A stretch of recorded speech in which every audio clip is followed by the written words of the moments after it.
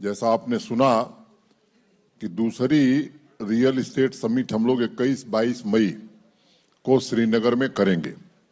ये आपको मालूम है कि पिछले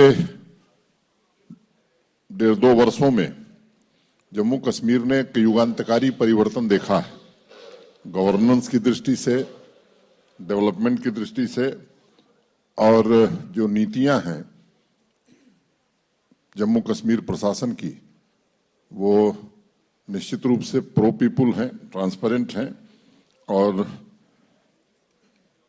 अभी इंडस्ट्री के क्षेत्र में जिस तरह से मैंने चर्चा की, मुझे लगता है कि फेवरेट डेस्टिनेशन जम्मू कश्मीर बनता जा रहा है इंडस्ट्री के लिए, क्योंकि जो इंसेंटिव हमने दिया है, मुझे लगता है कि हमारे आसपास जो दूसरा स्टेट है उत्तर प्रदेश, वो हमसे 100% कम इंसेंटिव देता है। रियल एस्टेट को लेकर के भी जो रिफॉर्म करने हैं, हमारी प्रतिबद्धता है, उसे पूरी तरह से करेंगे। चाहे वो स्टैम्प ड्यूटी में कटौती करनी हो, सिंगल विंडो सिस्टम लागू करना हो, और जो इस कन्वेंशन के पहले हमको तैयारी करनी थी, वो टेनेंसी एक्ट हमने लागू कर दिया, रेरा की जो औपचारिकताएं थी वो हमने पूरी कर ली हैं।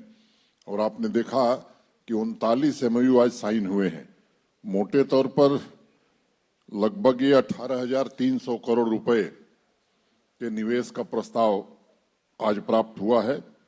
और मैं समझता हूं कि इसके कारण जहां संपन्नता भी आएगी, वहीं रोजगार के प्रत्यक्ष और अप्रत्यक्ष अवसर भी लोगों को मिलेंगे। नेरेडको के साथ जम्मू कश्मीर सरकार ने 10,000 कंस्ट्रक्शन वर्कर्स को की स्किलिंग का, या मैं कहूं कि स्किल डेवलपमेंट का काम शुरू किया है, जो काम प्रारंभ हो गया है। आने वाले समय में जब इनकी प्रेजेंस बढ़ेगी तो ये संख्या और बढ़ने वाली। सेंट्रल और स्टेट गवर्नमेंट के एम्प्लॉइज के लिए तथा पुलिस पर्सनल्स के लिए आने वाले दिनों में हम सब आवास बनाने एक MOU साइन हुआ है, और बाकी लोगों का भी हम जल्दी करने वाले हैं। हमारे यहाँ कहावत कही जाती है कि आपके मुंह में घी शक्कर, तो मैं आपको यही कहता हूं कि आपके मुंह में घी शक्कर, वो सुखद दिन आप जल्दी देखें।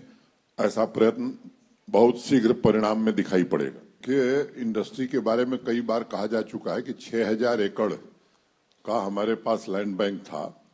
हमने इंडस्ट्री को अनुमति दी है कि अगर एग्रीकल्चर लैंड भी इंडस्ट्री के लोग लेते हैं तो लैंड यूज चेंज करने के जो लॉज हैं वो हमने बना दिए। जो हमारे पास सरकारी जमीन है, चाहे वो जम्मू डेवलपमेंट अथॉरिटी की हो, चाहे श्रीनगर डेवलपमेंट अथॉरिटी की हो, वो रियल एस्टेट सेक्टर को भी हम देंगे।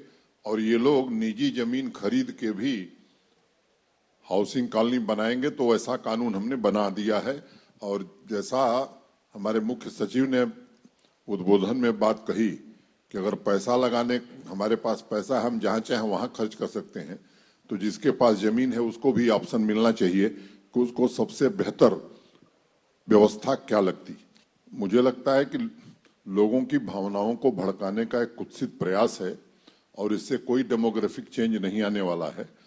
मैंने जब मैं चर्चा कर रहा था तो मैंने सभी रियल एस्टेट के बड़े प्लेयर से भी ये निवेदन किया था कि जो आप काम करने जा रहे हैं, हमारे जम्मू कश्मीर के भी जो हमारे इस क्षेत्र के प्लेयर हैं उनको साथ जरूर रखिए। और इन सब लोगों ने मुझे भरोसा दिया है कि यहाँ के लोगों को भी हम साथ रख करके जो आगे डेवलपमेंट होगा उसको करेंगे। तो मुझे लगता है कि आपको ये बात मालूम है कि देश के सुदूर इलाकों से जो लोग आए हैं, वो ठीक कहा किसी ने कि वो बिजनेस करने नहीं आए हैं। जम्मू कश्मीर का विकास देश का विकास है, इसलिए इस भावना से वो आए हैं, और इस बात का ख्याल रखेंगे कि जम्मू कश्मीर में भी हीरानंदानी पैदा हों। और arm force special power act को सर देखिए, sir arm force special power act को लेके जो क्लैमर बिल्ड हो रहा है, कुछ लोग कह रहे हैं नागालैंड में कमेटी बनी है तो यहां से भी रिवोक होना चाहिए काफी देर से, तो आप इसमें क्या? उसकी चिंता आप मत करिए, मैं उसे ठीक से देख रहा हूं। अभी मुझे कोई ऐसी जरूरत नहीं महसूस हो रही।